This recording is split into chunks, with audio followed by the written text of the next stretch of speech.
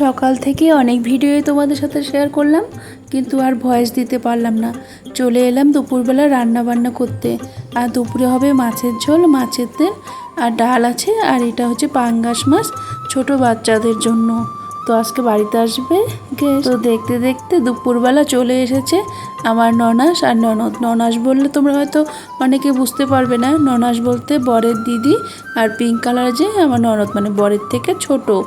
আর দিদির মেয়ে এসেছে আর ননদের ছেলে, মানে ভাগনা ভাগ্নি এসেছে। আমার ছেলে যেহেতু সব জায়গায় ঘুরতে যায়, তো আমাদের বাড়িতে কেউ এলে আমার ছেলে কিন্তু প্রচণ্ড খুশি হয়। আর তার জন্য এনেছে ক্লে।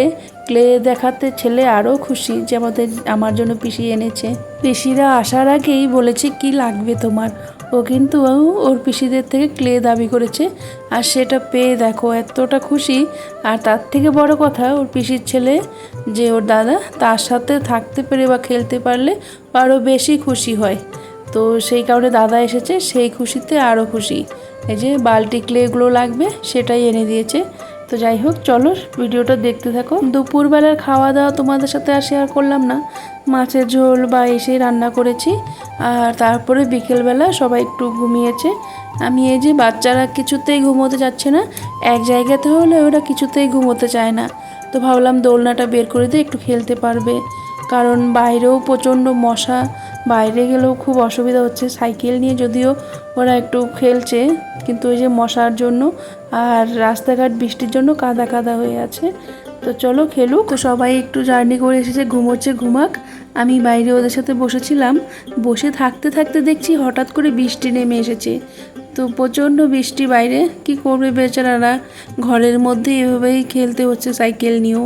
আমার ছেলে অনেক দিন থেকেই তার দাদাকে বলছে কবে আসবি কবে আসবি। আমার ছেলে এমনিতেই লোক খুব ভালোবাসে, ও একটু মিশুকি টাইপের, সবাইকেই মানে খুব ভালোবাসে। বাড়িতে কেউ এলে প্রচণ্ড খুশি হয়, তার মধ্যে নিজের লোক এলে তো আরও খুশি হয়। তো দাদা এসেছে, দাদাকে প্রচণ্ড ভালোবাসে, খুব খুশি তাতে।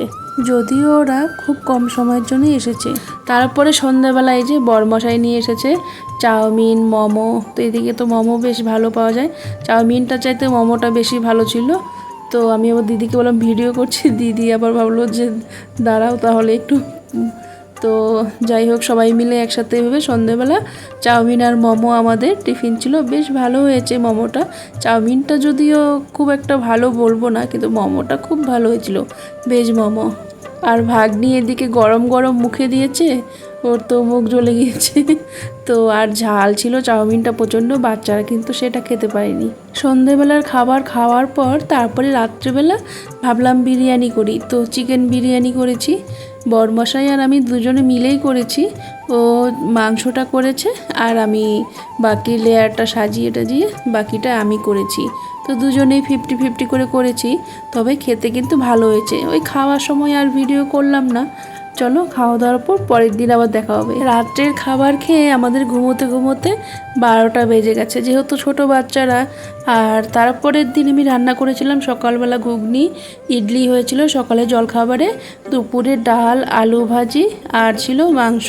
তো মাটন এনেছিল, এটাই। আমি যে কী রান্না করেছি সেটাই তোমাদের সাথে শুধু শেয়ার করলাম।